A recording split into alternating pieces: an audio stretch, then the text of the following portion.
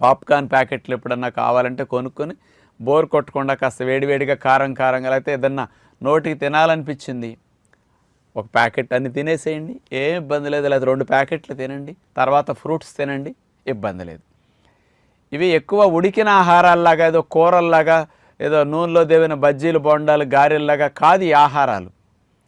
అందుకని ఒక 4 మినిట్స్ అట్లా ఓవెన్లో పెడితేనే హీట్కి పగులుతాయి అన్నమాట. అవి వాటిలో ఇట్లాంటి చల్లుకుని ఇంట్లో కొంతమంది పాప్కార్న్ చేసుకునే మిషన్లు ఉంటున్నాయి కదా, ఇంట్లో పెట్టుకుంటున్నారు చిన్నవి, వాటిలో సెల్ఫ్గా చేసుకుంటున్నారు చాలామంది. బయట అమ్మేవి కూడా మనం ఫ్రెష్గా అట్లా తీసుకుని బస్ స్టాండ్లో రైల్వే స్టేషన్లో ఎక్కువ ఉంటాయి, అలా తినొచ్చు అనమాట.